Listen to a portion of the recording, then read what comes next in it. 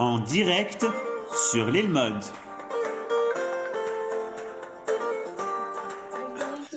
Mesdames, Messieurs, Erev Tov, bonsoir à toutes et à tous. On est très content de se retrouver. Et au vu de la situation de la guerre en Israël, le Rav Akama a décidé de donner des cours qui sont en relation avec cette époque que nous vivons. On a beaucoup de questions qui se réveillent, d'interrogations, d'incertitudes. Et à chaque fois, le Rav Akama essaye le lundi de nous donner des réponses. La semaine dernière, on a eu une analyse passionnante selon Manitou. Aujourd'hui, tu t'attaques à une question. Y a-t-il une mitzvah de conquérir Gaza? Et juste avant ça, j'aimerais déjà remercier tous ceux qui ont répondu à l'appel de dons pour les soldats. On a en 2 jours, on a réussi à récolter plus de 40 000 shekels. Donc, je vois des gens ici qui ont donné, d'autres qui voudront donner, etc. Cet argent ira à Bezrat Hashem pour des gilets pare-balles pour des soldats dans les jours à venir.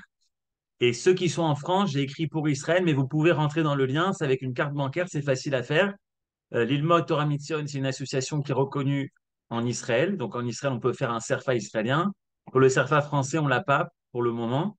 Mais n'hésitez pas à faire des dons pour aider nos soldats. Donc on essaye d'être au maximum pour vous en rajoutant des programmes, en rajoutant des Zooms qui sont adéquats à cette période, également en aidant sur le terrain. Et j'espère que le Rav Ackerman et moi, on pourra même passer cette semaine, peut-être faire un coup de guitare, les Samiach, réjouir les soldats en leur donnant des dons que vous avez faits. Voilà pour cette introduction et Bechavod Arav.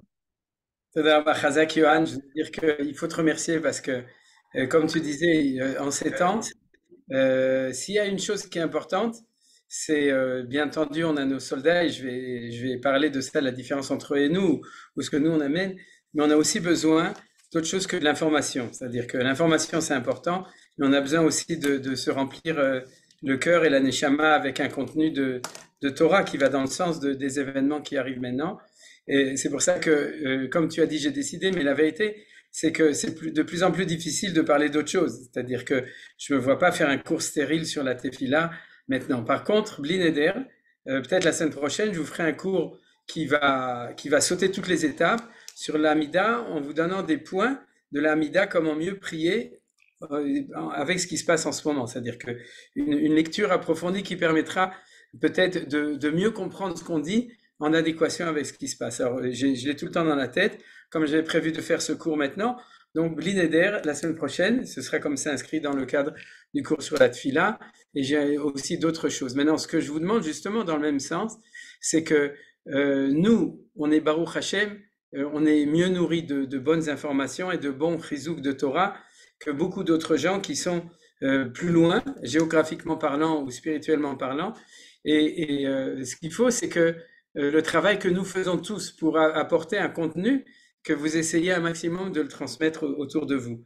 Par exemple, j'ai un élève j'ai un élève qui habite à côté de Petar Tikva, à Givat Shmuel, à qui j'ai envoyé des cours en hybride. D'ailleurs, regarde, j'ai toute une série de cours de Rotamin Chama en hybride que je fais en ce moment au Machon Nef. S'il y a des gens qui sont intéressés à les faire diffuser, je vous les envoie sans aucun problème. Vous m'appelez. Il m'a dit justement, il y a toutes sortes de gens qui commencent à faire des cours de le Mashiach est en train d'arriver, etc. Toutes sortes de trucs comme ça. Et on a besoin de cours qui donnent un contenu beaucoup plus, je dirais, plus approfondi, plus sérieux sur ce qui se passe. Donc, Baruch Hashem, on est une grande équipe de Rabbanim à Yerushalayim, en Eretz Israël, qui peuvent le faire et qui le faisons. Donc, chacun de vous, vous êtes aussi le porte-parole de Hakadosh Baruch Hu, du Ham Israël, pour pouvoir transmettre ces choses autant que vous le puissiez. Et donc, on va commencer maintenant le cours. J'ouvre tout de suite le screen, le texte. Voilà. Et donc, juste, je m'excuse, mais pour une raison assez triste, c'est-à-dire que je suis allé aujourd'hui à la Levaya à Herzl de Inon Fleischmann, qui était qui est mort à la guerre, au combat hier dans le Nord, et un tankiste, et qui était lui et ses frères et sœurs à Efrat, les amis de mes enfants, donc qui ont grandi ensemble. Donc je suis allé, et c'est pour ça que j'ai pas eu le temps de marquer au début ce que je mets d'habitude, qui est que d'abord, c'est les Ilou Nishmat, tous les lundis, le cours les Ilou Nishmat de Michel et Gérald Sananès, et ensuite que je dis Béalpé, que tout notre limoud n'est pas pour je dirais pour nous-mêmes, mais comme c'est du limoud Torah, ça amène un mérite, que ce mérite soit pour nos chayalim et pour tous ceux qui sont au combat, et nous aussi qui sommes derrière, pour notre protection et pour la réussite de notre armée de Tzva Israël dans notre combat. Je rappellerai que Rav Tzvi Yehuda à Cohen Cook ne disait jamais Tzva Hagana l'Israël. Vous verrez dans tous ses écrits, il disait toujours Tzva Israël. Il disait c'est un scandale de penser que l'armée était créée pour défendre. Elle a été créée pour se battre, pour conquérir, pour attaquer et pour défendre les deux choses. Donc il l'appelait pas Tzva Hagana l'Israël, il disait Tzva Israël. Et en ce moment, c'est d'autant plus important de dire on prie pour la réussite de nos chayalim et de Tzva Israël. Deuxièmement, pour la libération de tous les chatoufim et que jusqu'à ce qu'ils soient libérés, Akadosh Baruch Hu yishmor aleim mikol ra, yishmor et gufam, nafsham, ve'sheyachzeru beshalom lebeitam, pour la refoua shlema de tous les ptsuim et de tous les nifgaim, refoua hanefesh et refoua haguf, et pour la nikmat dam de kol dam avadenu kol ha-yehudim shenirtzechu al kedushat Hashem bayamim haelu. Donc c'est pour ça qu'on étudie en ce moment. D'abord pour se remplir nous aussi, mais aussi parce qu'il y a un RR, une valeur du mitzvah limud Torah. Alors j'ai tout de suite rentré dessus. Avant de rentrer dans l'étude elle-même, j'ai rappelé des choses qui sont peut-être évidentes, mais qui sont importantes. La première, c'est ce que j'ai déjà dit dans le cours d'avant, mais je vais le répéter chaque fois pour que les choses soient claires pour nous, c'est que je vous ai cité un Rachid dans Yeshayahu, chapitre 13, verset 13, je ne l'ai pas remis, mais vous le trouverez dans le cours de la semaine dernière. Le Rachid dit, amène un enseignement de Chazal, qui disent que lorsqu'il y a une guerre entre deux peuples, il y a une guerre entre les sarim, c'est-à-dire les princes tutélaires de ces peuples dans le ciel. Il y a un combat dans le ciel. Et que le peuple vainqueur ne vainc le peuple vaincu que lorsque le sar vainqueur aura vaincu le sar vaincu. Vous avez compris. C'est-à-dire que un peuple ne tombe à la guerre en bas après que son sar ait été vaincu dans le ciel. Ça s'appelle Malché Marom Bamarom, Malché Adama Ba'adama, c'est un verset de Yeshayahu, je me souviens plus, je crois, à chapitre 23, mais qui est amené dans ce Rachid 13-13 de Yeshayahu. Et pourquoi je vous dis ça? Parce que les soldats qui sont au front sont là pour faire Malché Adama Ba'adama, c'est-à-dire vaincre les Ishmaélim qui sont en face de nous, et Arurim qui sont maudits, nos ennemis qui sont à Gaza et dans tous les endroits, ils sont là pour les vaincre sur le champ de bataille. Mais pour vaincre l'ange tutélaire, comme disait Manitou, et on le répétera jamais assez, c'est un combat idéologique, un combat de médias, un combat d'idées, un combat d'intellectuels. Et vous savez que, par exemple, les accords d'Oslo n'ont été possibles que parce que pendant des années, il y a eu des idéologues comme Amos Oz et d'autres qui ont matraqué les Israéliens d'une idéologie qui a préparé aux accords d'Oslo. Et voilà, ça a continué jusqu'à maintenant, c'est-à-dire cette chose-là. Et c'est pour ça aussi que nous savons que nos dirigeants ne pourront réussir la guerre que si le peuple d'Israël et le peuple juif en général tient un langage clair en leur disant c'est ça que vous devez faire, c'est ça que nous voulons, et pas ce que vous entendez chez nos ennemis ou chez nos pseudo-amis comme les Américains, etc. Donc tout ça, c'est une véritable avoda actuellement. Nous sommes au front pour réussir la guerre du Sar d'Israël, Michel Sar Israël, à la place du Sar de Ishmaël, d'accord, en face du Sar de Ishmaël.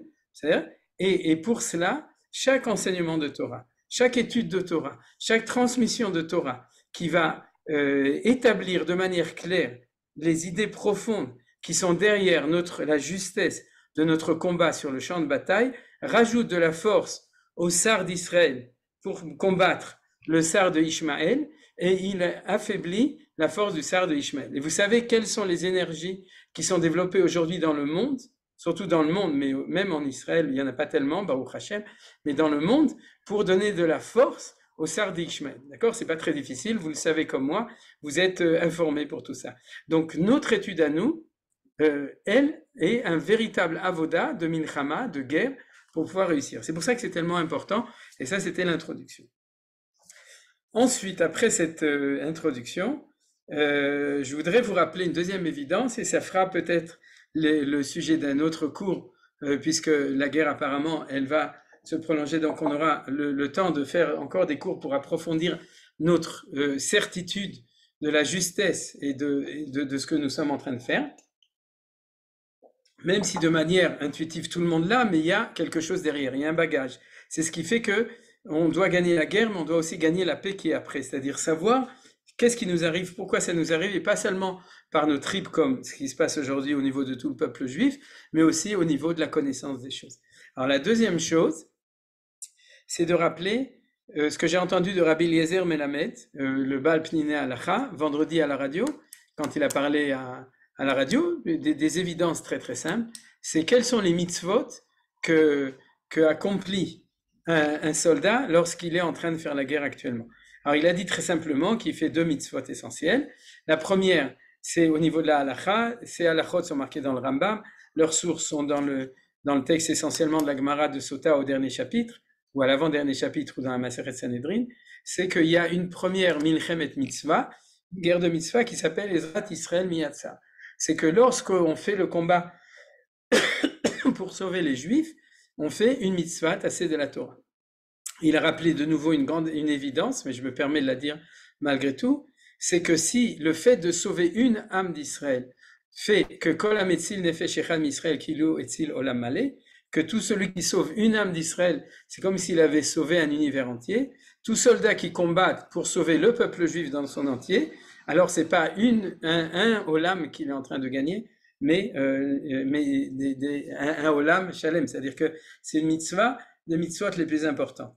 Et la deuxième mitzvah qu'il accomplit en ce moment, c'est de conquérir la terre d'Israël. Et c'est de ça qu'on va parler ce soir, parce qu'il ne faut pas oublier qu'on n'est pas uniquement ici pour sauver les Juifs, on n'est pas un État refuge, on est ici pour conquérir le pays d'Israël, accomplir la mitzvah tassée, le commandement positif qui est marqué dans la Torah, qui est marqué Virishtem Ota Vishavtem Ba, que vous devez l'hériter pour vous installer après, et Virishtem Ota, c'est un commandement assez mitzvah, c'est un commandement positif de la Torah, de conquérir la terre d'Israël. Et donc tous les tanks qui sont en train de rouler en ce moment dans Gaza, ils sont en train d'accomplir la mitzvah de Kibush Haras. Donc vous êtes en train de vous dire, oui, mais ça va servir à quoi, puisque après ils vont ressortir.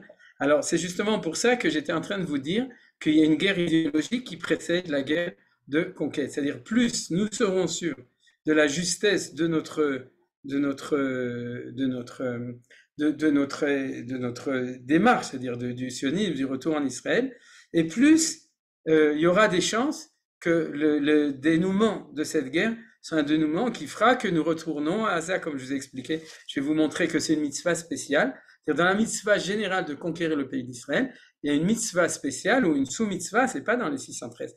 C'est un même mitzvah de conquérir la région de Gaza. Donc c'est ce qu'on est en train de faire en ce moment. On est en train de réaliser une mitzvah générale de conquérir le pays d'Israël, et plus spécialement. Alors vous me direz, est-ce que cette mitzvah est actuelle alors que le temple n'existe pas, que le Messie n'est pas arrivé, que c'est pas les 7 peuplades cananéennes, etc. Alors cette question est discutée dans les Chachamim. Et je vais vous citer uniquement l'opinion de Nachmani, de Ramban, dans ses Hasagot, sur le livre Sefer Mitzvot du Rambam, de Maïmonide, le livre des Mitzvot, dans lequel, si mes souvenirs sont bons, mais de nouveau, ça fera sûrement le sujet d'une étude en soi-même, il me semble, dans la saga Dalet, mais je suis pas sûr, ou Vav, il écrit clairement que c'est une mitzvah de tout temps, et dans toutes les conditions, de réaliser la conquête du pays d'Israël. C'est-à-dire que quand vous avez acheté un appartement en Israël, si vous l'avez acheté d'un non-juif, vous avez fait une mitzvah tassée minatora, un commandement positif, ou si vous étiez les premiers à vous installer à Ma'ale Adumim, par exemple, dans un endroit où il y avait avant personne n'habitait et que vous avez installé, vous avez fait la mitzvah de Kibush Haretz, de la conquête du pays, en faisant cet acte-là, même si vous l'avez fait de manière pacifique. Et à plus forte raison pour tous les soldats qui ont eu la chance ou qui ont la chance de pouvoir conquérir. C'est la mitzvah assez minatora qui se fait, comme d'après le Rambam, de tout temps et dans toutes les circonstances et de toutes les manières de conquérir le pays d'Israël. Voilà. Ça, c'était l'introduction. Et pour continuer dans l'introduction, on va étudier donc un texte de Chumash de Bereshit, de Parashat Toldot. On s'avance vers la paracha, mais en tout cas, on est complètement dans l'ambiance du Sefer de Bereshit en ce moment, puisqu'on est entre Lech Lecha et Vayera. Et avant de l'étudier, je vous rappeler quand même la parole des Chachamim, qui est la base de l'étude de Manitou toujours, qui est Maaseh Avot Siman Labanim. C'est les actes des patriarches sont un signe pour les banim, pour nous, de notre génération. C'est-à-dire tout ce qu'ont fait les patriarches a un sens pour nous actuellement. Alors, de dire qu'il y a un sens, c'est ce qu'on appelle le siman. Siman, c'est un signe, d'accord? Peut être expliqué ce mot siman de différentes manières. Et là, aujourd'hui, on va avoir une certaine approche sur ce mot de siman. De manière générale, Manitou l'explique de cette manière-là. Il dit, lorsque tout ce qui a été fait réalisé au niveau individuel par les patriarches, va se réaliser de manière collective par le peuple juif, que ce soit au moment du premier temple, deuxième temple, ou de notre temps du troisième temple. C'est-à-dire que tout ce qu'on est en train de vivre, on vit au niveau collectif du peuple, ce que les patriarches ont vécu au niveau singulier en tant que personne unique, mais ils ont vécu au niveau singulier, et la Torah nous le raconte pour qu'on ait les clés de notre histoire actuelle. Donc il faut faire une translation, ce qu'on appelle Aratek Adbek, c'est-à-dire tu prends ça, tu le passes au niveau collectif, et tu lis ce qui se passe de notre temps. Ça, c'est une lecture essentielle, et à partir du moment où on étudie les parachiotes actuels, c'est jusqu'à la fin du livre de Bereshit. C'est comme ça qu'on va étudier le livre de Bereshit. C'est pas un livre d'histoire, c'est un livre d'histoire présente et telle qu'elle est étudiée. Mais il y a une deuxième approche qui complète ça, on va étudier aujourd'hui, qui est celle du fait, la notion du tikkun. C'est quoi la notion du tikkun? C'est que quand tu as un grand projet à réaliser dans ta vie, tu ne le fais pas en une fois. C'est-à-dire, par exemple, vous devez réaliser quelque chose d'important, et ben, vous le faites, et puis ensuite une deuxième fois, une troisième fois, et chaque fois vous avancez. Par exemple, dans le tikkun amidot, lorsque vous devez corriger vos midot, vos vertus dans des choses qui ne sont pas bien, alors on avance petit à petit. C'est-à-dire que d'abord, par exemple, j'ai un exemple de ne pas s'énerver. Alors au début, on ne s'énerve pas beaucoup, et puis on a de nouveau d'autres épreuves pour s'énerver un peu moins, et puis on réussit une nouvelle épreuve pour s'énerver encore moins ou sur certaines choses, jusqu'à ce qu'on arrive à complètement. C'est-à-dire que ça ne se fait pas en ce qu'on appelle en hébreu zbeng vegamarnu, en une fois. Et pire que ça, dans la Torah des Gilgulim, la Torah de la métempsychose, souvent un homme revient plusieurs fois et chaque fois, il affine son travail, c'est-à-dire il recommence la même chose, puisque c'est ça son tikkun dans le monde, il va recommencer. Alors pourquoi je vous dis ça? C'est que dans cette vision des choses d'ailleurs, qui est la vision de Manitou sur le livre de Bereshit de nouveau, puisque Manitou, lorsqu'il parle des archétypes d'identité à partir de Caïn et Hevel qui se répètent avec dans la fraternité, il l'a développé dans ce sens. C'est-à-dire dans le sens qu'à chaque génération, on avance dans le tikkun, on répète la même situation avec un avancement, avec des nouvelles identités extérieurement, mais avec la même équation au niveau intérieur des choses. Au niveau de la fraternité, vous me comprenez, ça arrive jusqu'à Yosef et ses frères, et ensuite avec Ephraim et Menaché, etc., et ensuite Moshe et Aaron, c'est où ça se répète.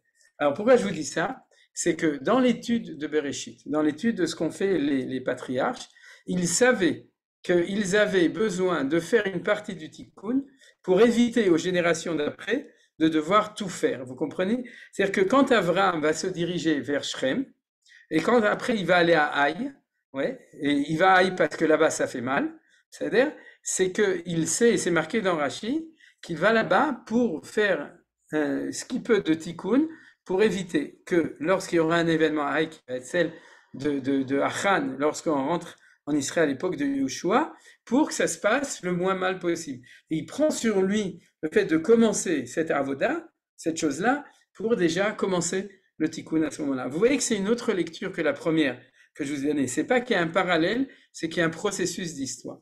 Alors pourquoi tout ça? Parce que c'est quelque chose de très important. C'est-à-dire que les patriarches, sachant par Ruach HaKodesh la problématique de l'histoire, vont prendre sur eux de commencer déjà à la résoudre pour autant qu'ils peuvent. Et ça, c'est une autre lecture de Maaseh Avot Siman Labanim. C'est-à-dire que c'est pas un signe pour les banim, c'est un signe dans le sens, sache, s'ils ont fait ça, c'est que c'est ça le problème, et que toi, tu devras te confronter avec, et que eux ont fait ce qu'ils savaient faire pour pouvoir déjà commencer à s'occuper de ça. Alors maintenant qu'on est arrivé à ça, on peut de nouveau ouvrir, et on va étudier un texte, là j'ai mis en référence le Ramban, je vous l'enverrai tout à l'heure, c'est-à-dire que vous sachiez la référence. On va étudier un texte de Bereshit qui est à propos de Yitzhak Avinu. Alors, qu'est-ce qu'il y a marqué comme ça? Je l'ai lu en hébreu. Vayir av baaretz milvad harav harishon asher haya bimei Avraham melech Yitzhak el Avimelech melech pelishtim grava. C'est-à-dire que à l'époque de Yitzhak, nouvelle épreuve, comme chez Abraham, il y a une famine dans Israël. Alors, Abraham, qu'est-ce qu'il fait quand il y a la famine? Où est-ce qu'il va se promener? En Égypte. C'est une énorme nisayon, puisqu'il vient de faire son aliyah. Il est sorti de Ur-Kasdim, il est sorti de Haran, il a laissé sa famille pour s'installer en Israël, et puis Akadosh Baruch Hu lui dit, tu crois que tu vas t'installer ici comme Toshav Kavua, il y a la famine, tu dois partir, et il va en Égypte. Énorme nisayon. Et donc du coup, Yitzhak, la même chose, il y a une famine, de nouveau une nisayon, une épreuve, et donc il y a déjà tout de suite une référence au Rahav, à la famine qui était à l'époque de Avraham. Donc Yitzhak se dit, comme disent tous les commentaires, si Avraham est allé en Égypte, alors moi, je vais aller en Égypte. Donc il prend sa voiture avec sa famille pour aller à la frontière de Rafiach pour descendre en Égypte. Et à ce moment-là, quand il est en train de prendre de l'essence à Netivot, il reçoit un shidur yashir de Akadosh Baruch Hu. Akadosh Baruch Hu lui parle, et à ce moment-là, Vayera elav Adonai vaomer al tered Mitzrayma shchon baaretz asher omalecha. Ne descends pas en Égypte, shchon baaretz, reste dans les pays où établis-toi, parce que shchon c'est un mot qui est très fort, c'est la notion de shechina, c'est-à-dire que c'est beaucoup plus que installe-toi, tu dois vraiment t'installer, fixe ta demeure, c'est pas mal, comme traduction, baaretz asher omalecha, dans le pays que je te dirai. Alors, le pays que je te dirai, il lui dit pas, sors pas d'Israël. Il lui dit, installe-toi dans le pays que je te dirai. Alors, c'est quoi ce pays? On va voir que c'est un sous-pays dans le pays d'Israël, parce qu'il lui dit pas, va t'installer au Tadjikistan, je sais pas comment ça s'appelle. Il lui dit, reste dans un pays que je te dirai.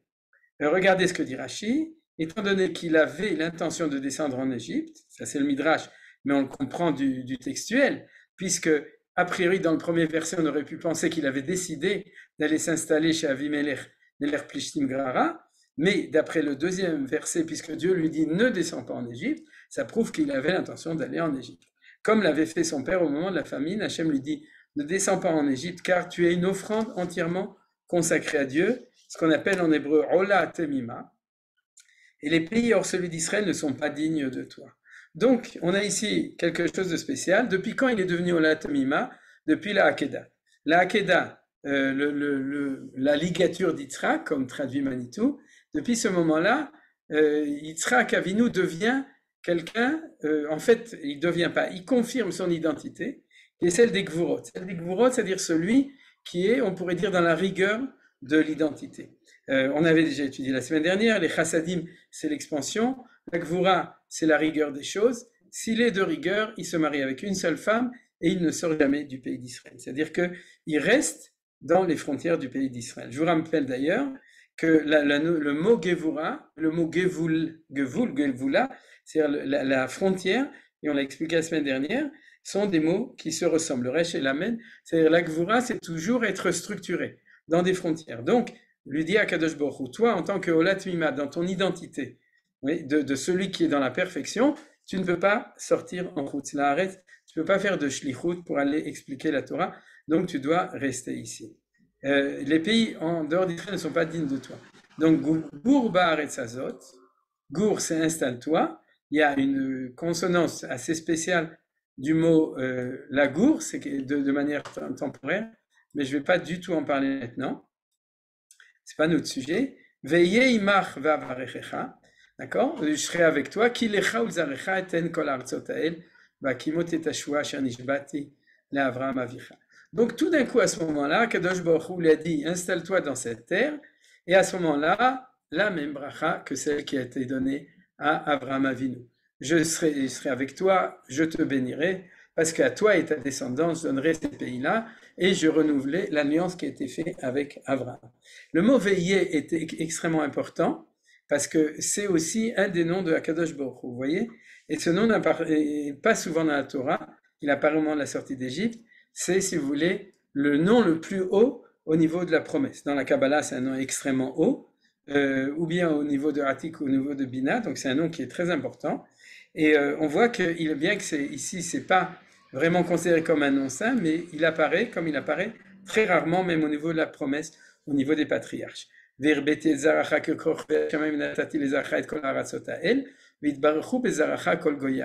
ça c'est la répétition de la bénédiction d'Abraham.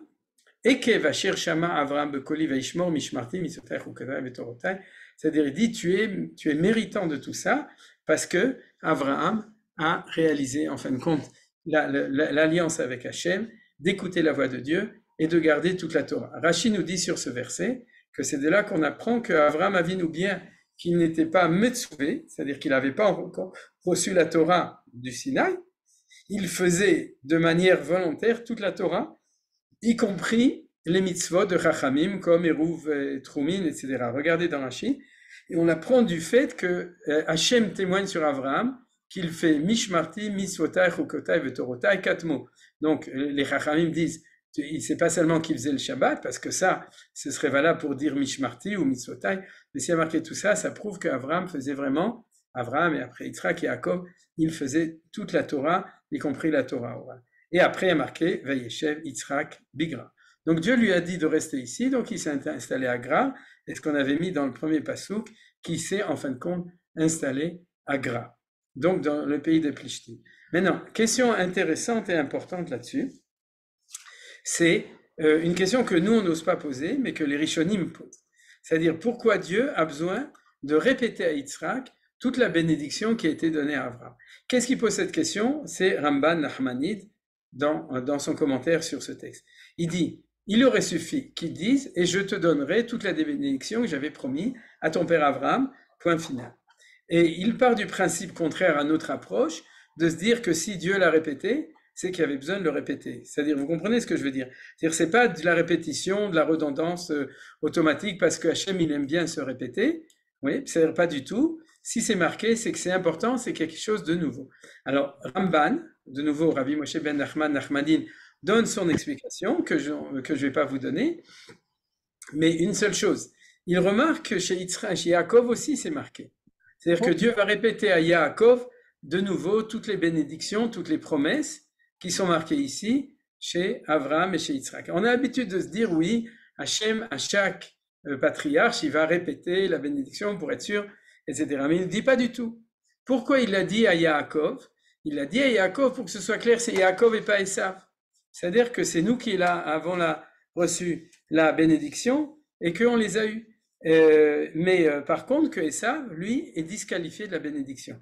C'est-à-dire que Dieu ne va la donner à Yaakov qu'après la séparation de Esav, pour savoir, et à ce moment-là, il faut de manière évidente réitérer la beracha de l'alliance pour bien préciser cette chose. Mais le Ramban lui dit a priori, mais ici, je comprends pas. Je comprends pas pourquoi chez Yitzhak, tu as besoin de répéter à Yitzhak toute cette bracha, puisque il n'y a pas besoin de faire cette chose-là. Et donc, comme vous voyez, la bénédiction est donnée de manière in extenso, de manière sérieuse, etc. Alors, ce qu'on va étudier maintenant, c'est la réponse du Or HaChaim Akadosh. C'est-à-dire le Or HaChaim Akadosh, vous connaissez tous. On va l'étudier, je lis et je traduis, parce qu'il n'y a pas de traduction en français, pour autant que je sache du Or HaChaim. S'il y en a une, vous me l'envoyez, comme ça la prochaine fois je prendrai le texte en français.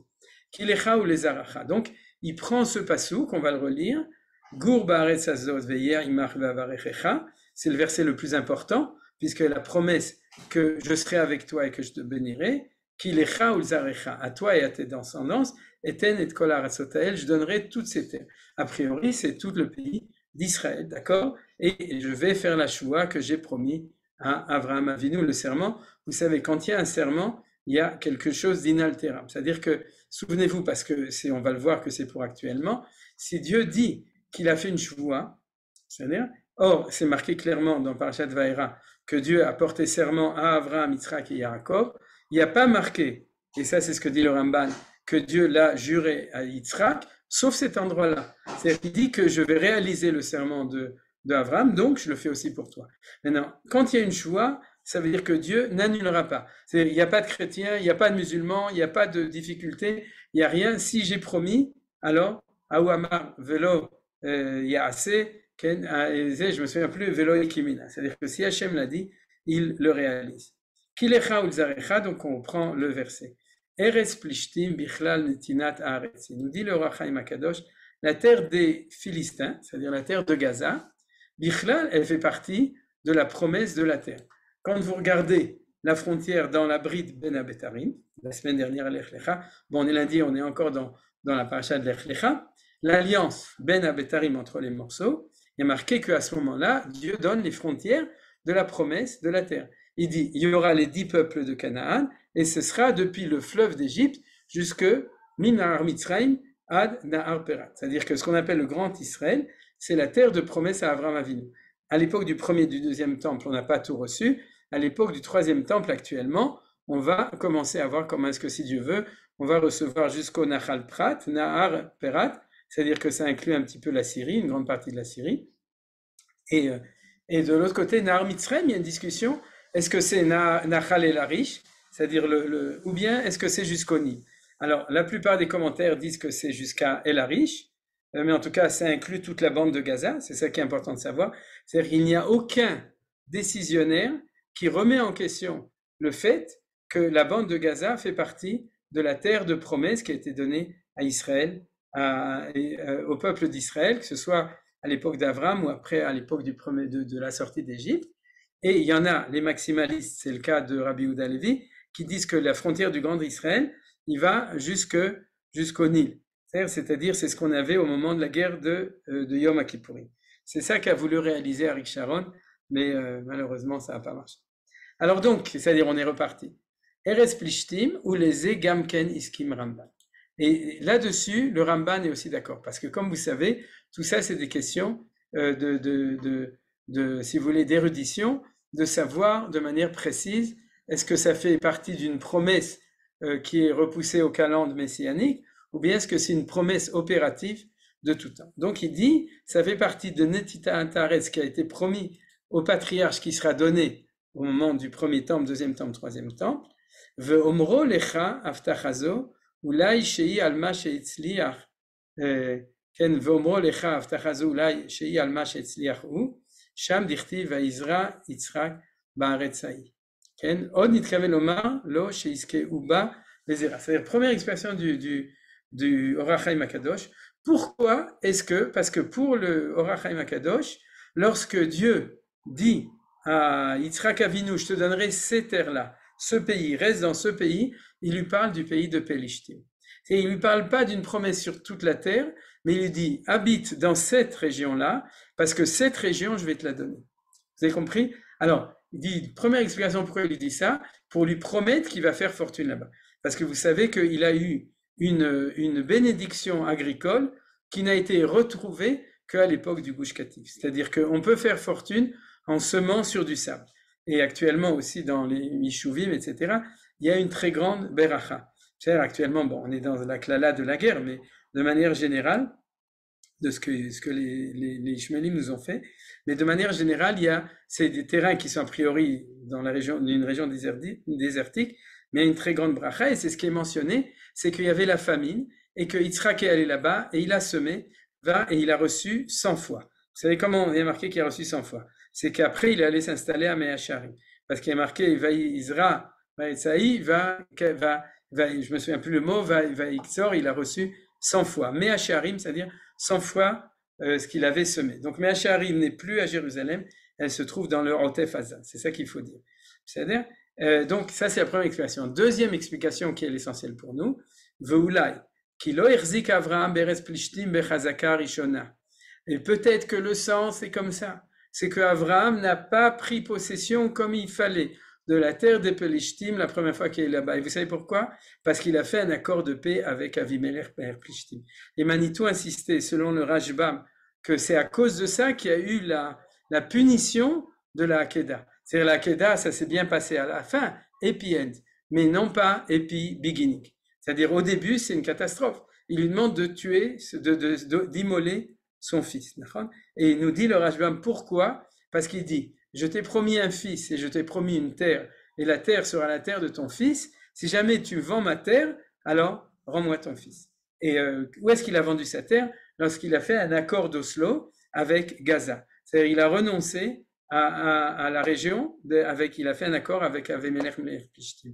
Nous dit le Rachaim Akadosh, à cause de ça, Abraham n'avait pas pris possession comme il faut de la terre de Gaza, et Dieu a dit à Yitzhak, eh bien maintenant c'est ton rôle à toi, tu vas faire ce qu'il faut pour la conquérir. Alors vous savez que les Havot ne l'ont pas pris possession puisque on leur a promis, mais c'est nous qui prenons possession. Il faut se souvenir que dans toute la Torah, il y a à chaque fois marqué que Dieu promet aux Havot ce qu'il va donner aux Banim.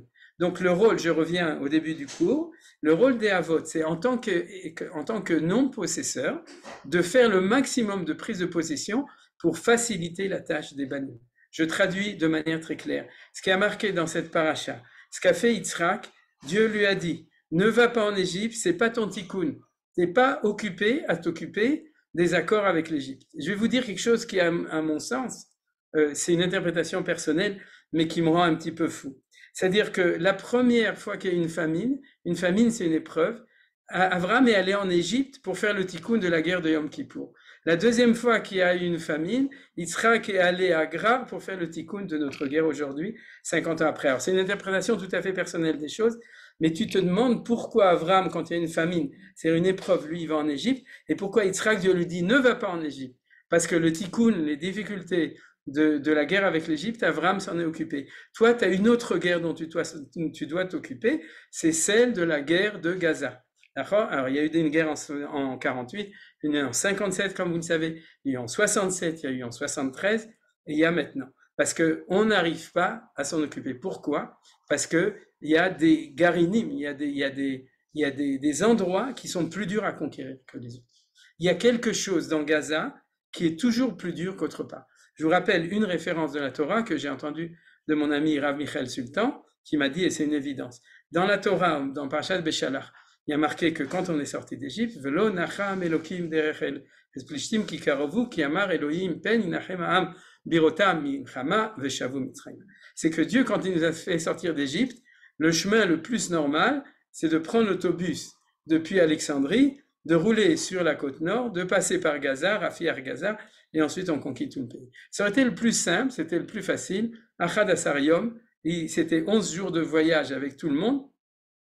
Et pourquoi on ne l'a pas fait? Hachem n'a pas voulu le faire, parce qu'elle a dit Kikarovu, c'est trop près. Et ça veut dire quoi, c'est trop près? Je vous dis ce que dit le Midrash. 30 ans avant, sont sortis la tribu de Éphraïm. On pensait que le temps était arrivé parce qu'ils se sont trompés au niveau des calculs. Ils ont calculé 400 ans depuis Bri Ben Abtarim. Il fallait calculer 400 ans depuis la naissance d'Yitzhak, 30 ans après. Ils ont pensé que c'était exact. Ils sont sortis en force. Ils étaient armés. Les Ephraïm étaient armés. C'est la tribu de Yosef. Ils étaient combattants. Mais c'était pas le temps. Il y avait une erreur grave. C'est un sujet qui s'étudie. Et ils sont arrivés aux portes de Gaza. Et les Gazaouis les ont tous assassinés. C'était des centaines de milliers de personnes qui ont été assassinées à ce moment-là, ou des dizaines de milliers. Toute la tribu d'Éphraïm, en tout cas une grande partie, puisqu'il y a une partie qui sont restés en Égypte, qui sont sortis. Et qu'est-ce qu'ils ont fait, ces salopards? Excusez-moi pour les mots. Ils ont laissé tous les corps de tous les Éphraïm à la frontière, comme ça, bien exposés sans les enterrer, pour dire aux Hébreux, n'espérez pas revenir dans votre pays et reconquérir votre pays. Regardez ce qui vous attend. Si vous osez sortir d'Égypte, essayez de nous faire la guerre. Vous avez compris que Rabotai a Historia Choser. L'histoire, elle revient. C'est-à-dire que les Gazaouis, c'est toujours les mêmes. Et apparemment, c'est les plus sauvages de tous les Cananéens de l'époque et de notre temps. Les choses, ils se répètent. Alors, c'est pour ça qu'à cause de cette difficulté, Akadosh Baruch Hu va donner une mitzvah spéciale à Yitzhak de prendre possession de ce pays, et il va l'appeler ce pays, Aretzaï. Vous avez vu, Aratzotael, etc. Ça, il dit, je te promets pas seulement tout le pays d'Israël, mais je te réitère une promesse spéciale pour une région spéciale qui s'appelle la terre des Philistins, sur laquelle tu as une mitzvah supplémentaire de prendre position parce qu'il y a une difficulté supplémentaire ici. Alors regardez comment dit le Rachaim Akadosh, ou les Ratza Hashem. Et c'est pour ça que Hashem voulait, Sherzik Yitzhak Ba, que Yitzhak prenne possession de Eretz Plishtim. Ve'u Erzik Ba Behazaka Me'ula. Il a pris possession d'une manière extrêmement forte, chez Harash Vezara, parce qu'il a labouré et il a semé dans ce pays. Parce que pour ceux qui connaissent la halacha, ils savent que quand tu veux prendre possession d'une terre, il y a trois manières. Bekesef, Beshtar ou Vechazaka. Baba Batra,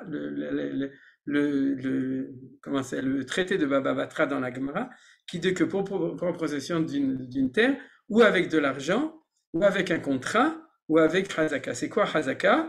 C'est que tu dois fermer avec une barrière, et que le mieux de tout, c'est de labourer et de semer. C'est comme ça que tu montres que tu es propriétaire de la terre. C'est-à-dire qu'il y a beaucoup de chants sionistes, Nirunir, Nirnir, Shir, Shir, Shir, Shir, qui montrent que c'était clair pour nous qu'on ne prendrait possession de la terre que si on sème du blé, si on sème dans les champs, qu'on plante et que c'est comme ça qu'on fait. Or, c'est pour ça que la Torah nous raconte que Yitzhak, quand il s'est installé à Gram, il a semé, il a labouré et que Dieu lui a donné la bracha pour le dire. Oui, ici c'est Mea She'arim et c'est ici que tu prouves que tu es devenu propriétaire et que tu fais le tikkun de la prise de possession de Gaza pour toutes les générations à venir, pour que ce soit plus facile après. Ou les dikdek Hashem bidvaram. C'est pour ça que Dieu, il a été medakdek dans ses paroles. Il a précisé l'omar pour dire et kol ha'aratzot ha'el, toutes ces terres-là. Vous avez compris pourquoi? Parce que pourquoi la terre d'Israël s'appelle Artzot ha'el, ces terres-là. Normalement, on devrait dire tout ce pays, Haaretz Hazot. Okay? Comme il a marqué à Avraham Avinu, Lecha eten et Haaretz Hazot. À toi, je donnerai ce pays. Koum, Italech, le Oka ou le Rochba, lève-toi et truc. C'est-à-dire la terre d'Israël est une. Mais pourquoi tout d'un coup, comme c'est traduit, les provinces, on parle de plein de provinces? Parce qu'il dit, fais attention. Et Israël, il y a plein de provinces. Et toi, ton rôle, Yitzhak, c'est de prendre possession de cette province qui s'appelle Eretz Plishtim. Vous voyez? C'est ça que dit le Or HaChaim HaKadosh ici. Od nitkaven, l'afticho. Il a eu en plus une promesse. Tout ça, Or HaChaim HaKadosh qui était considéré comme un des plus grands kabbalistes de l'histoire et un des plus grands commentateurs qui a écrit ce qu'il a écrit Beruach HaKodesh. C'est pour ça qu'il y a très peu de commentaires qui s'appellent HaKadosh, Or HaChaim HaKadosh. Vous savez, qu'est-ce qu'il y a encore? Je me souviens plus, Hari HaKadosh. C'est-à-dire, il n'y a pas beaucoup de livres où on dit sur le Rav qu'il a écrit à Kadosh, et donc c'est ce qu'on dit sur le Rachaim. Voulai, kilo erzik, non, ça on l'a dit. Odnit kaven, deuxième explication du Rachaim à Kadosh, ou troisième explication, l'afticho, de lui promettre qui en Ishmael chelek venahala beaftachot Avraham, pour lui préciser ce qu'avait expliqué le Ramban à propos de Yaakov, que s'il lui dit maintenant cette promesse, c'est pour préciser que la promesse sur la terre d'Eretz Israël ne sera pas pour Ishmaël. Alors vous vous rendez compte, qu'est-ce qui est dit ici? C'est-à-dire que tu vas savoir que quand le temps va venir, Ishmaël aura une demande sur tout le pays d'Israël. Mais si tu le fais à Haza, c'est parce que tu dois savoir que sur Haza, tu auras un problème plus grand qu'autre part. Vous voyez que toute l'actualité est marquée dans ce texte. C'est-à-dire que la demande de Ishmaël de reconnaître qu'il est maître sur la terre d'Eretz Israël va être globale sur toute la terre, mais comme une épine au pied, de manière encore plus forte sur la région de Gaza. Gaza, comme d'ailleurs le Beth Amikdash et Jérusalem, d'ailleurs dans le Midrash, il y a correspondance, beaucoup de commentaires expliquent cette correspondance entre les habitants de Gaza et Jérusalem, ça va ensemble. C'est-à-dire quand on bouge Jérusalem, Gaza se réveille, quand on bouge Gaza, Jérusalem se réveille, au niveau des Ishmaélim, bien entendu, des Arabes, et à l'époque de ceux qui étaient propriétaires. Mais en tout cas, c'est ça qu'il lui a dit. Tu es maintenant à Gaza, tu ne sors pas. Tu vas pas en Égypte, tu t'occupes de faire le tikkun qu'il faut faire. De quoi? De prendre possession et d'insister sur le fait qu'il n'y a pas de chelek venachala à Ishmael dans Eretz Israël. Zulat le Yitzhak, que Yitzhak levad uniquement. Vehu omro, alors tu me diras où c'est marqué dans les versets qui sont marqués ici. Vehu omro lecha. C'est-à-dire le mot lecha. Où est-ce qu'il est marqué? C'est marqué ici. Ve'gur ba'aretz hazot ve'imach ba'avarechecha. Ki lecha ulzarecha eten kol haaretz ha'el, atzot ha'el va'kimetet shua nerjivat l'Avraham Avinu. Vous voyez, ce mot lecha, c'est pour dire à toi et pas à Ishmael. Alors pourquoi c'est marqué? Parce que Akadosh Baruch Hu sait dans l'éternité du message de la Torah que cette question, c'est une question d'éternité, c'est une question d'histoire qui va revenir. Et je te dis, moi, Akadosh Baruch Hu à Yitzhak, sache que je te la donne à toi et pas à Ishmael. Et où est-ce qu'on nous le dit? On nous le dit quand il s'installe à Gaza. Voilà, on va terminer le Or HaChaim HaKadosh. Dikdek lomar ulzarecha, il a rajouté, dit, lecha ulzarecha ta dépendance, lishlol chelek mibanav, pour donner aussi une négation à une partie de sa descendance, qui Davka Oto Shenikra Zaro, parce que uniquement celui qui va s'appeler dans la descendance de Yitzhak, sa descendance, Dirtiv ki be Yitzhak ikar lecha Zara velo kol Yitzhak, parce que c'est dans Yitzhak et pas tout Yitzhak, pour aussi exclure Esav et Esaü. Donc vous comprenez, qu'est-ce qu'on nous dit ici? Il faut éliminer Ishmaël, il faut éliminer Esaü de toutes, vous vous souvenez de ceux qui sont le Marmara, ou je me souviens plus, de tous ceux qui ont essayé de dire, oui, nous sommes avec Ishmaël, Aza, etc. Il faut savoir que la terre d'Israël, de manière générale, nous appartient, et la terre de Gaza, de manière beaucoup plus précise, nous appartient. Ce qui me semble à rajouter, ici, après qu'on ait étudié ce Rachaim qui est extraordinaire, qui est extrêmement fort, vous comprenez? C'est-à-dire qu'il nous dit, ne lis pas que cette promesse est une promesse, de réitérer la promesse qui a été donnée à Abraham, parce que comme dit le Ramban, on n'avait pas besoin. Si Dieu parle et il répète tous ces mots, c'est que chaque mot a son importance pour préciser non seulement la promesse qui revient à Yitzhak sur toute la terre d'Israël, mais sur la promesse spécifique sur cette terre qui s'appelle la terre de Gaza, la terre des Plishtim, sur laquelle Akadosh Baruch Hu nous donne une obligation de promesse spéciale de prendre possession et ne pas penser que ça ne fait pas partie de la terre d'Israël, comme certains malheureusement ont pensé depuis le début du sionisme d'ailleurs, de dire qu'est-ce qu'on a besoin de Gaza, etc. Comme avait dit Rina Neher dans une conférence à propos de ça, avant le Girouj de Gush Katif, elle avait dit, vous croyez que vous allez vous débarrasser de Gaza parce que vous l'avez donné aux Arabes. Si vous voulez prendre Gaza et l'envoyer en Tasmanie, à ce moment-là, vous serez débarrassé de Gaza. Mais qu'est-ce que c'est que ce mensonge? Gaza est toujours là. Elle reste toujours à côté de nous. Donc, c'est pas de cette manière qu'on peut se débarrasser de Gaza. La manière de l'époque, bien entendu. On s'en rend compte aujourd'hui, malheureusement.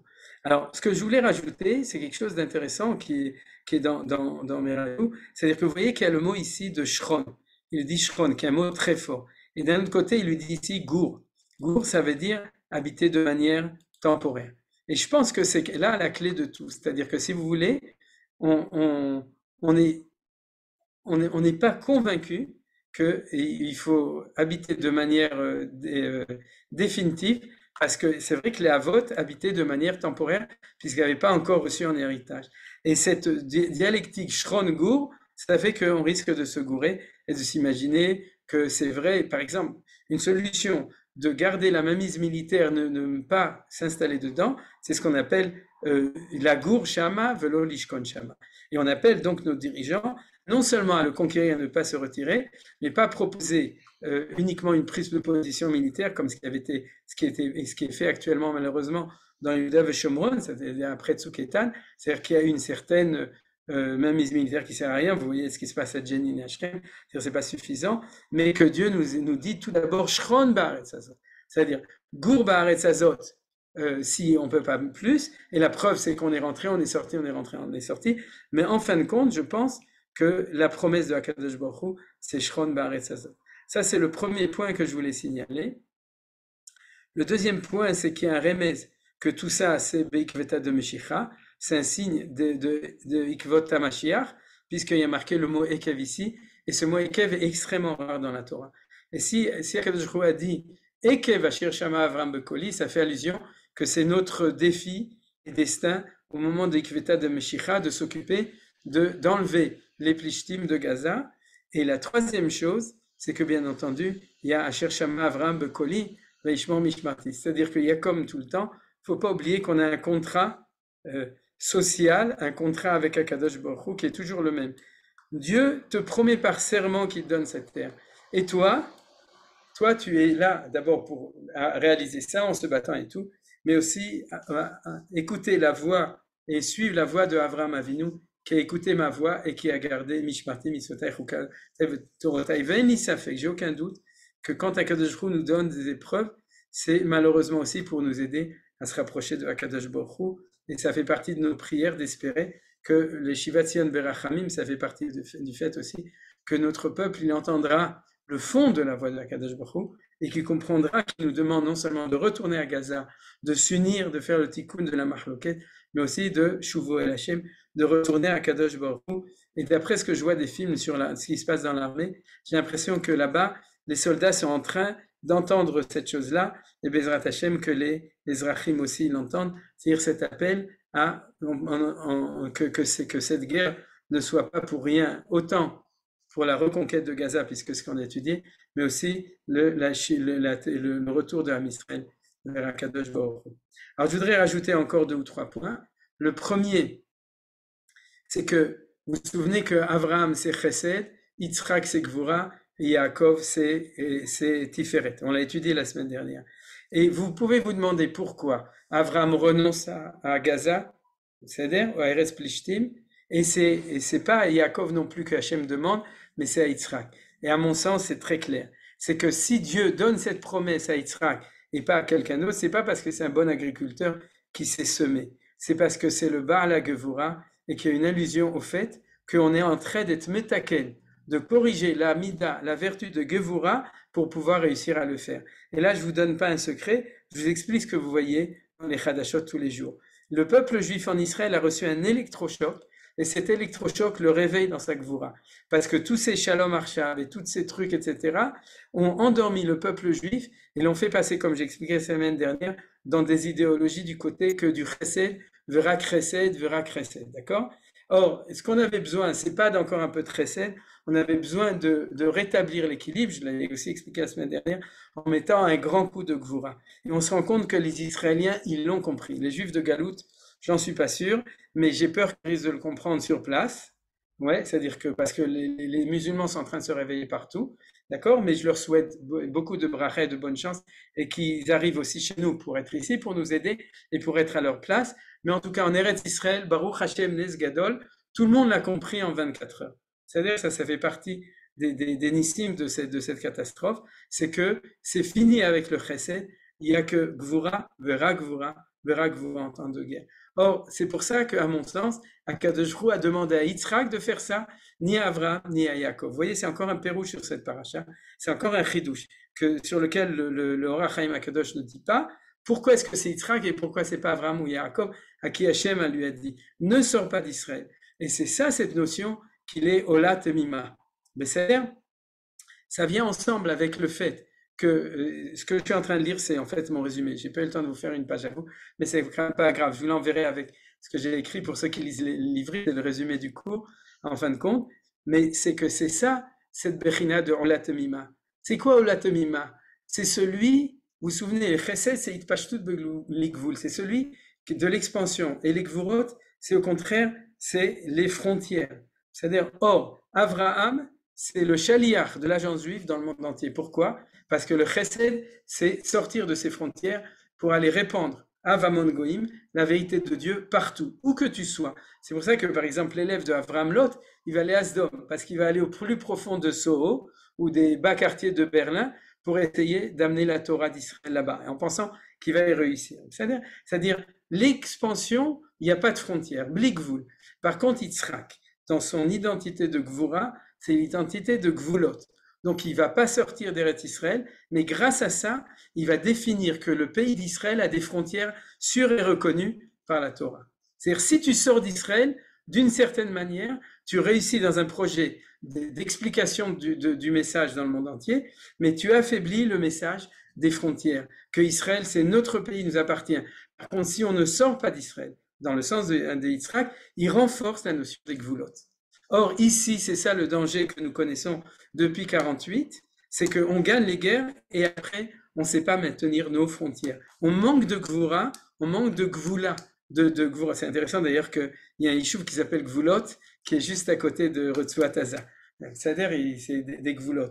Et Yitzhak Avinu, dans la vertu de Gvura, par le fait qu'il lui dit, tu es Ola Temima, tu es dans la tzadikout, de ne pas sortir de Eretz Israël, par cet acte de ne pas sortir en Égypte, il fait aussi une très grande chose, c'est qu'il renforce la valeur de fixer nos frontières à nous. Or, nous savons qu'une des difficultés de nos frontières, c'est la région de Gaza. C'est-à-dire que même si on a réussi à maintenir, Gaza, c'est extraterritorial Ma yeshlanu imaza, qu'est-ce qu'on a à faire avec Gaza, etc. On ne va pas pouvoir résoudre le problème. Il y avait 700 000 Arabes, ensuite il y en a eu 1,5 million. Maintenant, il paraît qu'il y en a 2 200 000, c'est pas sûr, mais en tout cas, il y en a énormément. Donc, c'est un problème très difficile, mais c'est pas, je vais vous dire la question, vous le savez aujourd'hui, il faut dire la vérité, c'est le problème du monde entier, du monde arabe. Il y a assez de terre dans le monde pour accueillir ces Gazaouis, on n'est pas obligé de les exterminer, il faut les vider et il faut que le monde prenne responsabilité sur les Gazaouis et qu'il les intègre, c'est pas notre problème, c'est leur problème et ils font exprès de nous le maintenir comme une cocotte minute, par méchanceté, par ishout, olamite du monde entier, et il faut dire les vraies vérités. Donc, le fait que Yitzhak va être fidèle, ne va jamais sortir d'Eretz Israël, ne va même pas faire un petit team avec EasyJet, c'est-à-dire, parce que Easy c'est Yitzhak, mais il va jeter Yitzhak, il va rester en Eretz Israël, c'est-à-dire, il faut comprendre que cette mitzvah tassée obligatoire pour Yitzhak que lui dit Akadosh Baruch Hu, c'est une mitzvah de renforcer la notion de la chiza bagvulot, de renforcer nos frontières à nous. Et vous savez que c'est quelque chose qu'on prie chaque Shabbat dans Moussaf, et chaque fois je pense à ça. Yeratzon milfanecha Hashem Elokeinu, sheta'alenu besimcha l'artzenu, que tu nous fasses monter dans la joie dans notre pays, vetita'enu b'gvulenu, que tu nous plantes dans nos frontières, vesham na'aseh lefanecha et korbanot chovotenu, et là-bas nous ferons nos korbanot. Et chaque fois je me dis il y a quelque chose de fou, c'est-à-dire que nous montions en Israël, d'accord, et après que nous montions à Jérusalem et que là on fasse nos korbanot. Or il y a une phrase qui ne correspond pas. Il aurait dû marquer veta'alenu besimcha l'artzenu, vetevienu le bet kochenu, que tu nous amènes bet mikdashenu à bet mikdash, vesham na'asa, et là-bas nous ferons nos korbanot. Qu'est-ce que ça a à faire que quand on monte avec joie en Israël, qu'on soit planté dans nos frontières? C'est que nos sages, quand ils ont écrit la Torah, ils savaient qu'on allait parler des korbanot de Moussaf, donc quelque chose de tout à fait religieux, le temple, etc., les sacrifices, mais ils savaient qu'ils nous demandons de monter en Eretz Israël, et une fois qu'on monte en Eretz Israël, avant de construire le temple et d'offrir des sacrifices, c'est pas suffisant d'habiter en Israël, il faut qu'on soit en Israël souverain, qui ait des frontières gardées, c'est-à-dire pas reconnues. Ça, on s'en fout d'être reconnu. Il faut qu'elle soit gardée. Il faut qu'il y ait des kitot konenut. Il faut que on sache garder nos frontières. Et c'est ça qu'on dit dans la tefila de Moussaf. Et c'est ça qu'a renforcé Yitzhak Avinu lorsque il a fait ce qu'il a fait. Alors, je vais terminer ce passage avec deux choses. Vous me permettez encore une minute. La première, c'est que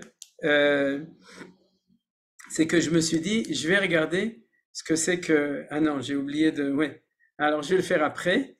À la fin, c'est que, ou je vais vous le dire par oral, c'est que je me suis dit, puisque Eretz Plishtim, où ils habitent tout le temps, c'est Nachal Gra, vous l'avez vu, c'est un Nachal Gra, il faut que je regarde où c'est Nachal Gra.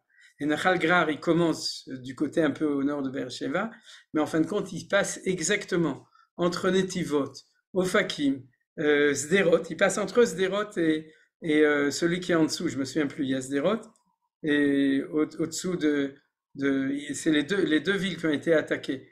C'était Ofakim, c'est exact, Nachon, Zivot et Ofakim, et ensuite il passe à Kibbutz Re'im, et ensuite il passe à Zaïsjet dans la mer.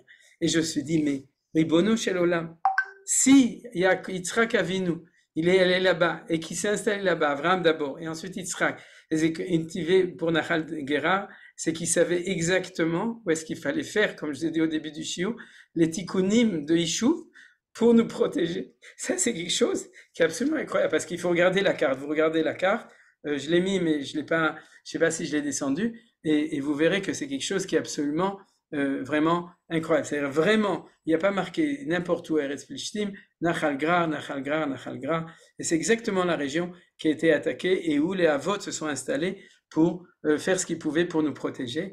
Et Baruch Hashem, vous savez que avec toute cette catastrophe, malgré tout, on a été protégé puisque en 48 heures, on a repris le contrôle, qu'on a réussi avec toutes les difficultés qu'on a, avec tous nos chatoufim. Il ne faut pas oublier que l'armée d'Israël, il y a eu des nissénissim extraordinaires dans le fait qu'en quelques heures, on a repris le contact. Ça nous a coûté très cher, mais on n'est pas dans le temps de la Shoah. On est en Eretz Israël avec une armée qui a cette gvoura et ce siyata d'Ishmael d'Akadosh Hu pour faire les choses. Alors, je vais terminer avec une très belle histoire, c'est l'histoire de Shimshon. Vous vous souvenez que Shimshon, à Gibor, il a été pris dans le temple de Gaza, le temple central de Gaza, comme prisonnier pour le mettre à mort, et qu'ils lui ont crevé ses deux yeux, et qu'ensuite il a demandé à Hachem de mourir avec les Plishtim en poussant sur les deux poteaux centrales qui soutenaient. Il y avait des Plishtim sur le toit qui chantaient victoire sur leur réussite, et il y avait des Plishtim qui chantaient danser comme d'habitude à Al-Akhba, et il y avait des Plishtim à l'intérieur du temple qui disaient aussi la même chose, et il a prié pour avoir assez de force, bien qu'il avait les cheveux coupés, et que il n'avait plus de force pour avoir sa potion magique, et Hachem l'a écouté, il a poussé les deux, et il est mort avec tous les Plishtim qui étaient dedans, des milliers de Plishtim, et il a marqué à la fin qu'il a tué plus de Plishtim à ce moment-là que tous les Plishtim qu'il avait tués durant toute sa vie de combattant contre les Philistins. Donc vous voyez que l'histoire de Shimshon et notre histoire actuelle doivent être aussi étudiées en même temps. Alors je vous lis le texte, Vaikra Shimshon el Adonai. Vayomar Adonai Elohim, Zochenina, Vechaskenina Acha Pa'amaze, A Elohim, Veinakma Nekamahat, Mishteinai, Mi Pelishtim. Vailafeot Shimshon et Shne Amudei Atavech, אשר הבית נכון עליהם ויסמך עליהם אחד בימינו אחד בשמאלו ויאמר שמשון תמות נפשי עם פלישתים ויתע בכוח ויפול הבית על הסחני ועל כל העם אשר בו וימתים אשר המית במותו רבים מאשר המית בחייו. Voilà, ça c'est les trois versets de cette histoire qui sont importants. Regardez qu'au niveau de Akadosh Baruch Hu, c'est toute une histoire. Il y a ici 1, 2, 3, 4 noms différents de Akadosh Baruch Hu. Havaya, Adnut, Elokim Benikud, ça c'est Bina, et à Elokim Midatadin. À Elokim Midatadin, ça c'est Midatadin, ça c'est Midatadin et ça c'est Midata Chesed. Et il demande à Hachem d'avoir le Chesed, de lui donner toutes les forces du Din pour vaincre les Pelishtim. Et il lui demande comme ça, donne-moi la possibilité de me venger de Achat Mishte Enai, un de mes deux yeux des Pelishtim. Question de Chachamim. Pourquoi tu ne demandes pas la vengeance de tes deux yeux? Et à ce moment-là, dit Rashi, laisse-moi le mérite du deuxième œil pour les temps futurs, Girsat Aradak, l'Arati de Lavo, et donne-moi maintenant les récompenses pour l'un de ça. Il lui a dit, donne-moi le mérite d'un de mes yeux pour maintenant tuer tous les Plishtim et me venger, et laisse-moi la vengeance de l'autre œil, l'Arati de Lavo, lorsque le temps sera revenu dans les temps futurs, qu'on aura besoin de se venger, et je veux que nos soldats aient le mérite de la vengeance de mon œil à moi pour ce moment-là. Ça me fait penser à Moshe Dayan, qui avait un seul œil pour se venger. Alors, je vous rappelle, je vais vous raconter pour terminer une histoire extraordinaire. Je ne sais pas si c'est marqué dans le livre du Rav Goren, mais je l'ai entendu de quelqu'un qui l'avait entendu, des gens qui étaient témoins de ça. C'est que Rav Goren, il avait un commande-car. Il était le Rav Rashi d'Israël en 1967, de l'armée pendant la guerre des 6 jours, et il suivait il entendait tout ce qui se passait dans la guerre du Matkal, du Maté Aklali. Il était à l'écoute, il savait maintenant on est sur Jérusalem, maintenant on est trucs, etc. Et chaque fois qu'il entendait que l'armée avançait quelque part, il disait à son chauffeur, maintenant on y va. C'est comme ça qu'il a conquis tout seul Hebron, parce qu'il a entendu que l'armée était à Hebron, il a dit vas-y, et l'armée s'est arrêtée, il les a doublés, et quand il arrive à Hebron avec son chauffeur, tous les gens de Hebron, les Rechaïm qui avaient peur qu'on leur refasse ce qu'ils avaient fait en 1929 Morot Arpat, sont sortis tremblants, le Moufti, et ont donné les clés de Hebron au Rav Goren. C'est comme ça que Hebron était conquis sans besoin de combattre par le Rav Goren et son chauffeur. Quand il a entendu que l'armée s'avançait vers Gaza, il a dit au chauffeur, mais plein gaz, on va à Gaza. Et il a une histoire terrible, son chauffeur a été blessé, il a été sauvé par un bombardement quand il arrive dans la région de Gaza. Mais le chauffeur lui a dit, pourquoi est-ce que tu veux aller à Gaza? Il lui a dit, parce que je veux voir comment est-ce qu'on se venge du deuxième œil de Shimshon dans sa tefila. Donc vous voyez qu'un rave comme ça, il a compris le sens de l'histoire. Et Bezrat Hashem, chez Gavanachnu, et comme je vous ai dit au début du cours, nous ne sommes pas au front, nous avons nos enfants, nos cousins, notre famille au front. Mais nous sommes ici pour qu'on ait les idées claires au niveau de la compréhension du processus de l'histoire pour que Bezrat Hashem il puisse être réalisé de la manière avec le moins de souffrance possible et que Akadosh Baruch Hu nous aide à avancer dans le processus d'histoire dans la bonne direction. Toda Rabba. Alors si vous avez des questions, comme d'habitude, vous êtes invités à les poser. Toda Rabba, Baruch Tiye Yitzhak. Maintenant vous êtes convaincus, vous l'étiez déjà avant. Mais vous avez maintenant des références pour votre conviction naturelle. Oui. C'est magnifique. Magnifique. Il y a quelqu'un qui veut poser une question. Bechavod, vas-y. Non, je voulais juste remarquer le chant Zochenina, Zochenina, Ouais. euh, il a été interdit de la chanter dans certains mariages. Oui, à cause d'une histoire. Bah, Tout ça, non, mais c'est parti. c'est symptomatique. Voilà, exactement. Et Ige Azman, le temps est revenu de le chanter. Donc, actuellement, ça doit devenir une des chansons. À cause de ça, parce qu'il était interdit dans ce mariage pour des raisons que vous connaissez moi aussi, alors depuis, on a peur de le chanter. Mais Ige Azman, de le rechanter, comme je vous ai enseigné. Le Rav Goren n'avait pas peur de le chanter. Et on n'a pas peur. Aujourd'hui, on est en guerre, on a des ennemis, il faut dire, il faut appeler un chat, et un l'homme, shalom. Et donc, il y a d'un côté les chats et de l'autre côté l'homme. Et il ne faut pas avoir peur de dire, et c'est pour ça qu'on l'a étudié. Ça va bien fait. Bonjour Myriam, je peux poser une question? Bien sûr, Bessimcha Rabba. Vous avez dit que c'est une mitzvah de conquérir Israël et de combattre pour la terre d'Israël, mais j'ai entendu un autre son de cloche parce que du côté des Haredim, ils disent qu'on ne va pas bitul Torah pour aller combattre. Ok, alors le son de cloche, c'est des sons de cloche. Il ne faut pas l'étude de la Torah pour aller combattre. Il faut rester à étudier. Donc la réponse, c'est qu'il y a deux choses contradictoires. Alors je vous réponds, Myriam. Ils ont des sons de cloche et nous, on a des sons de chauffard. C'est-à-dire, les cloches, vous savez dans quel bâtiment ils se trouvent? Dans quelle religion ça se trouve? C'est-à-dire, ça cloche ce qu'ils disent. Et ça aussi, ça fait partie des Hagav que les Haredim en Israël, ils sont en train de faire tchouva, meot razak. Il faut arrêter de tenir un langage de Torah qui est galoutique dans le meilleur des cas et qui est chrétien dans le pire des cas. C'est-à-dire, ça, c'est pas moi qui l'ai dit, c'est Manitou dans son cours sur l'Ech Lecha.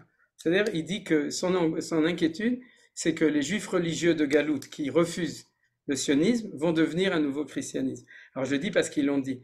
Mais il faut faire très attention à ça. Et l'Olidok, ils sont aussi en train de faire tchouva.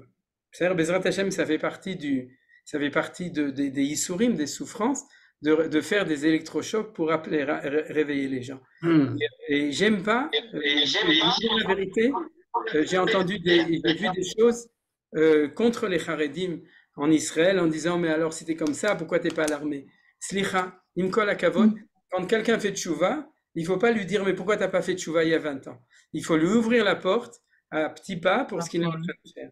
Et le Tzibour Haredi en ce moment est en train de faire tchouva, et nous, on aime tout le monde. On aime les Chilonim, on aime les Dati Leumi, on aime les Haredim. Et il faut pas faire de la marloquette. Et si Akadosh Baruch Hu les aide à faire tchouva, il faut, nous, leur ouvrir la porte pour faire tchouva, les encourager, et leur dire que Baruch Haba, et tout ce qu'ils feront, eh bien, c'est quelque chose de bien. Votre Hachou. Magnifique, merci beaucoup. Moi, j'ai une question à Attends, poser. excusez-moi, celle qui dit, mais il y a Yosef qui voulait parler après vous. GGH. Bechavod Yosef. Merci. Deux choses très rapidement. La première, c'est que tous les samedis soirs, avec mon Chader Tzibour, on se fait des blagues. Il y a Melech Birvodo El Had Kayam, pardon, il y a un Moler. Et je dis non, il ne faut pas dire un Moler. Moler, c'est le dieu des musulmans, les mères qui donnent leurs enfants. Et dans la Kadesh Israël, c'est pour montrer qu'Akadosh Baruch Hu, ce n'est pas le Moler. Ce n'est pas le Moler. Il a fait mort, il a fait mort. Et d'après, on est dedans. Maintenant, Attends, Yosef n'a pas fini. Rabba Kerman, merci. Une seconde. Ah oui, Besséder. Mais Yosef est en train de parler, juste Linda. Ken Bechavod. Merci beaucoup. Vous avez diffusé la parole de Manitou telle que je l'ai connue il y a 40 ans et même en une heure pour rassembler les idées dispensées pendant un an. Seulement, vous avez dit quelque chose la semaine dernière dans votre cours, qu'il faut diffuser votre cours, qui est clair, précis, avec des références. Mais il n'existe pas en hébreu. J'ai déjà demandé s'il y avait possibilité de l'avoir en hébreu, car ce sont nos soldats qui doivent être atteints. Et je demande s'il y a possibilité, ou si vous faites les mêmes cours en hébreu, d'en avoir une version. Parce que moi, tous mes enfants sont au front. Besséder. Alors, Bezrat Hashem, je vais le faire en ivrite, et comme ça, il pourra être transmis. Blineder, je le ferai, mon cadre en ivrite, c'est au Machon Lev. Donc, je vais le faire exprès pour qu'il puisse être enregistré et transmis en ivrite. Merci beaucoup, Rav Karman, et c'était très intéressant. D'accord. Alors, Yosef Bechavod. Merci. Ah, il y a eu une grosse manifestation hier. Le thème, c'était ramener les otages. Le thème, c'est seulement ça. Je me pose une question. À qui on dit ça? Le Hamas, il n'écoutera jamais. Et si on le dit aux goïms, au peuple, au monde, on ne leur dit pas directement.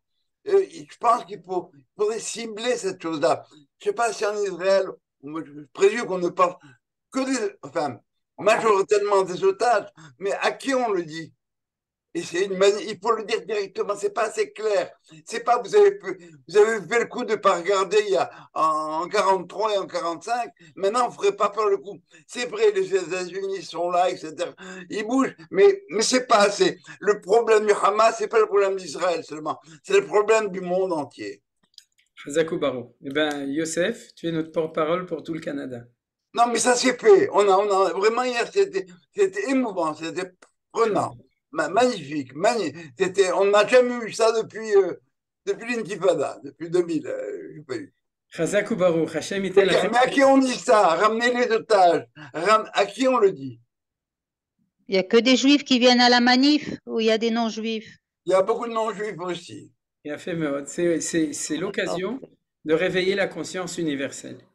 Et j'en parlais tout à l'heure, on avait une petite réunion où il y avait aussi Rav Uri Cherki, et je crois que c'est, et Blin Eder peut-être que, mais je pense que c'est plus le message universel que le message Eretz Israéli, c'est de réveiller les consciences universelles sur la milhema, sur la guerre qui est actuellement entre les bons et les mauvais, entre le tov et le ra.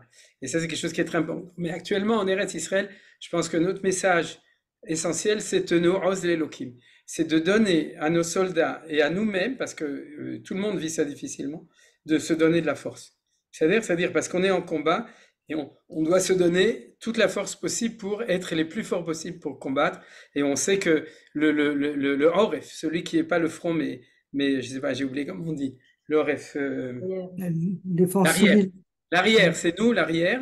On est appelé à donner toutes les forces possibles à ceux qui sont combattants, que ce soit comme Johan le fait de manière réelle, en achetant des choses, en leur ramenant, en les renforçant, et puis aussi au niveau du limut Torah et de la tfila. La tfila, alors les elzel chas v'shalom b'koach tfila, c'est-à-dire savoir que nos prières, elles ont un impact énorme, comme je l'ai dit au début, ainsi que notre limut Torah de ce point de vue-là. C'est-à-dire, je crois qu'il y a JJH qui voulait dire chose, je ne sais pas qui c'est. Oui, c'est moi. Notre ami. Qui c'est JJH? Montre-nous qui Jean-Jacques. Ah, Jean-Jacques Arouzi, Bechavon. Oui. Et Arouzi, ça vient du mot Oz, Tenu Oz l'Elokim. Donc, c'est bien pour parler. C'est aussi une arme. C'est aussi une arme. Oz. Oui, une terre qui a été conquise par Israël, elle doit a priori appartenir, elle doit de toute façon réappartenir à Israël. Là, tu poses la question de terres qui sont en dehors de la promesse qui ont été conquises. Oui, c'est ça. C'est des questions d'érudition, c'est-à-dire c'est pas le sujet actuellement. C'est-à-dire si on conquit une partie, par exemple, du Sinaï, et que d'après le Rova Poskim, quel est le statut de cette terre en tant que terre conquise par nous? C'est une bonne question, c'est une question intéressante, mais si tu veux, c'est une question seconde par rapport à ce qui se passe actuellement. Ce qui est important, c'est de dire qu'actuellement, comme disait Manitou, on n'est pas des conquérants d'une terre qui ne nous appartient pas. Anachnu chozrim abaita, on revient à la maison. Je fais référence au cours de Manitou sur Ve'akenaani Asba'aret, c'est-à-dire que le Cananéen était en train de conquérir la terre qui appartenait aux Sémites et que Avram reconquit, c'est-à-dire il rentre à la maison. Et ça, c'est très important, c'est-à-dire de ne pas dire que, bien entendu, sur toute la Palestine des Palestiniens, mais même sur Gaza, d'avoir un langage clair. Anachnu chozrim abaita, on rentre à la maison. Voilà. Merci. Je suis obligé d'arrêter, à moins qu'il y ait quelqu'un de quelque chose d'important. Une dernière, Nelly, de Chavon. Oui, ça, je m'excuse.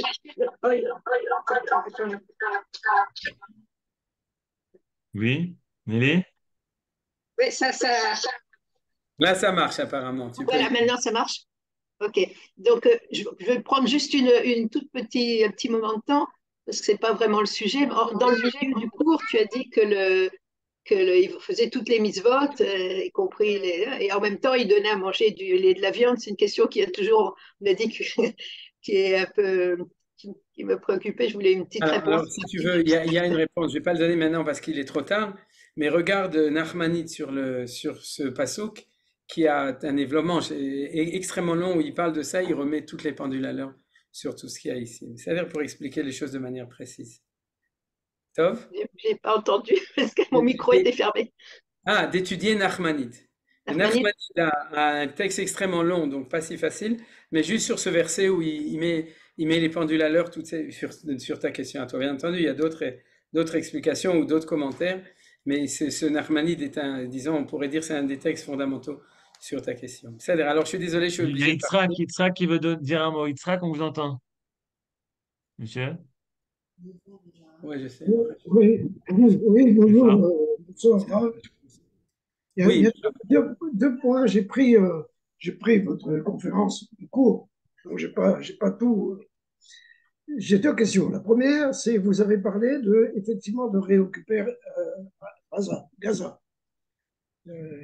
Comment vous faites? Comment Israël, qui est gouverné par des gens qui ne sont pas forcément des religieux, comment on fait pour renvoyer les Arabes et s'installer à la place sans qu'on ait tout le monde entier contre nous? Première question. Deuxième question, j'ai compris vaguement que vous avez parlé de Teshuvah pour les Haredim. Je ne sais pas, peut-être que je n'ai pas bien compris, mais si vous pensez si vous avez vraiment pensé comme ça, que les Haredim doivent faire Teshuvah, c'est-à-dire rejoindre le mouvement sioniste avec la kippa tricotée, je suis un peu embêté parce que marqué dans le Kitetzev Milchama, il y a marqué qu'il y a 1000 soldats Bématé, des 1000 soldats Bématé. C'est répété deux fois. Vous savez, vous connaissez cette histoire-là. Donc, Oui, c'est pas dans Kitetsé, c'est dans la fin de Bamidbar. Écoutez, Yitzhak, je vous interromps tout de suite parce que je dois donner un cours à 7h15 et comme c'est un cours exceptionnel, j'ai prolongé.